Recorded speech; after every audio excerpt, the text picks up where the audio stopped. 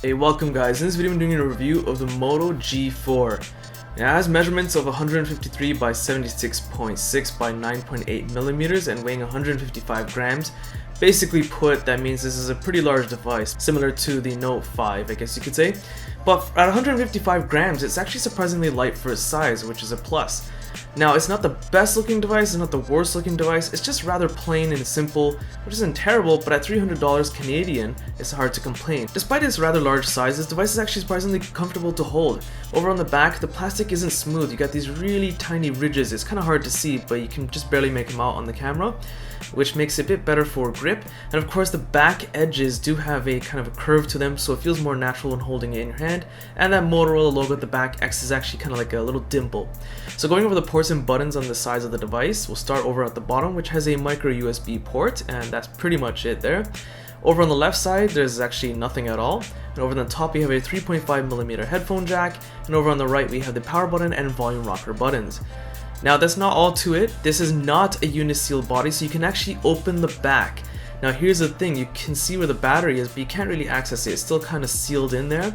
But there's something actually interesting here going on in my particular model. I have the international unlocked version of the Moto G4, is that you have two SIM card slots and a micro SD card slot.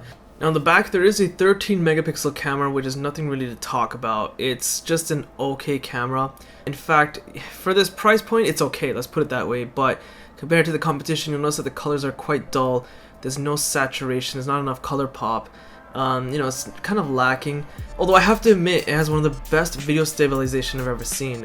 Even when zooming in, the camera, as you can see, is very steady. In the next segment, I'm going to shake the camera on purpose a little bit, and it's going to be quite steady. Although keep in mind that this camera can only record at a cap of 1080p, so it's not the greatest looking footage, but the video stabilization is just like wow. This time all audio and video is being recorded straight off the front facing 5 megapixel camera of this device, and I have to say that's not the best front facing camera, but it's still okay. It's enough to get the job done for a webcam if you want to use it for like Skype and stuff. Now the LED notification light, it does exist, but you can't use it while the device is on. In fact, there's no controls to change the color or turn it on and off. There's no ability to have it alert you when you missed a call or email, etc. The only time you can see is while the device is plugged in but powered off. So right now I've powered it off, I'm going to plug it in for charging, and you're going to see a white light blinking at the bottom. This is the only time you can see the LED notification light do something. It's extremely bizarre that Motorola and Lenovo included one, but they don't allow you to use it for notifications. The stock camera app built inside the phone isn't something really to talk about too much. It's rather simple. You have some basic controls over on the left depending on what option you pick, and then of course you have options like manual control, which actually has a fair amount of options available. You have some other options like taking a picture, video, selfies. There's not much going on. It's a very simple, generic camera app with, panorama features.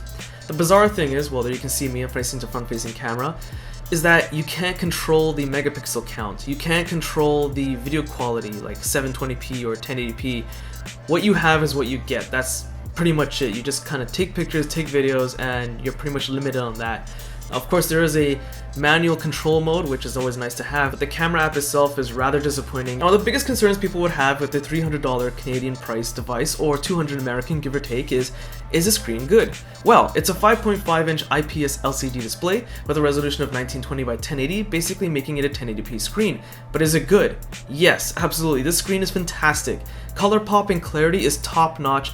It can compete with some of the $700-800 devices out there if they're not 1440p, of course, in terms of sharpness and clarity.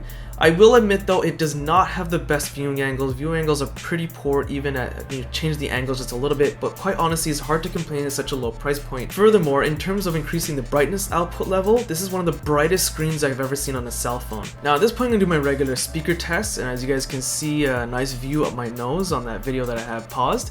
Hope you guys enjoy the view. So what I've actually done is played this video on max volume.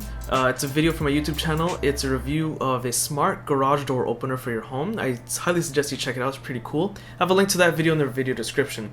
Going back to the phone, there's a single speaker facing the front. It's actually where the earpiece is. So on this side, while it's vertical, it's on the left side. So it's great that they have it front facing, but take a listen for yourself while it's on max volume. It uses this very tiny battery you can get from anywhere, and you have 2 holes to put the mounting screw. So there you have it. The camera right now is actually sitting about 2 feet away. The volume output is not the best, but it's pretty good, and especially helps that it's facing the front of the phone. One thing to keep in mind is that on max volume, the sound is a little muffled, but that's kind of expected from a smartphone. Now this device comes in 2 flavors in terms of storage. It comes with 16 or 32 gigs of internal storage options. Mine, which is the $300 Canadian priced, is the 16 gig internal storage option version. And of course there is a micro SD card slot which supports up to 256 gigs of external storage, and there is 2 gigs of RAM, which might not sound like a lot, but we'll get back to that point later on. Now out of the box you're getting Android 6.0.1, which is a very stock-like feel. There's actually no extra junk, there's hardly any Motorola stuff put in there, which is kind of nice, but honestly is not as customizable or nice as HTC's interface or even Samsung's TouchWiz interface, which, yes, you have to admit Samsung has cleaned it up a lot, but going back, they have a lot more control, like LG's interface, HTC, Samsung. There's nothing wrong with stock Android, but let's face it, it's not exactly the most user-friendly for those that aren't tech savvy, and it doesn't offer a lot of customization controls, but it's pretty decent nonetheless. Now it is such a cheap price, you wouldn't expect a lot of exclusive features, but there are some available. For example, if the phone is completely still and then you move it or pick it up, you'll notice that it kind of gives you a time preview and some notifications that have come in. Shaking the device will turn the camera flash on to use as a flashlight. Shaking it again will turn it off. Double twisting the device will turn the camera automatically on. And of course you can also double tap the power button while the screen is off to automatically go into the camera as well. Now inside is a whopping 3000 mAh battery, and considering its size and weight, I'm actually surprised at how light it is, so not being sacrificed there. Now with average usage like checking emails, social media, YouTube, phone calls, etc., I'm getting about a day and a half of usage, which is pretty good. Now the charger out of the box is a basic charger. It'll take about 3 to 4 hours to fully charge your device. Now you do have the ability to use quick recharging, except because this is the cheap Moto G4 device and not the Moto G4 Plus, that quick charging wire is not included out of the box. You have to buy it separately. If you do use a quick charging wire, make sure it's compatible. You don't want to fry your battery, but it can recharge the whole device in about an hour and a half. Now the major question here, is this device fast? Well, it's running a Snapdragon octa-core processor. It's a 617 model, and a quad core of that is running at 1.5 GHz and the other quad core at 1.2 GHz. The GPU for graphics is an Adreno 405. But what does all that gibberish mean for non-tech savvy people? Is it good? Yes or no? Well, playing the top graphic Android games like you're seeing right now, for those of you who are curious, this is Injustice Gods Among Us. It performs pretty well. I'm actually surprised that it actually can keep up with games like this. It's not the smoothest experience, it's not the most sharpest gameplay playback I've ever seen. The device performance that I'm getting now is about equivalent to about a newly released device from 2 years ago that would have cost $800 at the time. So that is saying a huge amount. So the performance is outstanding at this price, you're not going to be disappointed. The other thing is, I mentioned it has 2 gigs of RAM. A lot of people complain that might be not enough, but honestly those people have no idea what they're talking about. Anything that's 2 gigs or more is actually a tremendous amount. Take a look for yourself how many things I have running, and this includes video games that I had at the beginning. 3 gigs or more is absolutely overkill. 2 gigs is more than enough for what you need. For connectivity, we have Wi-Fi, GPS, LTE, Bluetooth, and all that other good stuff. Now, Motorola claims that this device can support cast screen, which is the ability to cast a screen, like mirror it, to the Google Chromecast or the Nvidia Shield. But that doesn't work for me. For the life of me, I can never get it to work. It doesn't work on this device for some bizarre reason. There's no built-in support for Miracast, and lastly, there's no NFC chip in here. Yeah, you heard me. Even though this device is dirt cheap, it would have cost Motorola probably a few bucks just to include that. I'm not sure why they decided not to put an NFC chip in here. In terms of phone call quality, which is one of the most important things, but don't want to forget about it, it performs okay. It's not the best sounding phone, it's not the worst. It's kind of like meh in terms of phone call quality. So I reviewed a lot of devices, but this one is a little tricky to review, and the reason being is because it's about $300 Canadian. There are some minor concerns, like for example the stock camera app. I can't adjust the camera quality. I can't change the video from 1080p to 720p or whatever. I mean, it's maxed out of the box, so that's not really a problem. The other thing is that the rear camera for pictures and videos, the color is not that great, and the way it takes and adjusts to light isn't that quick. It's not the fastest camera. But honestly, at this price, it's really hard to complain.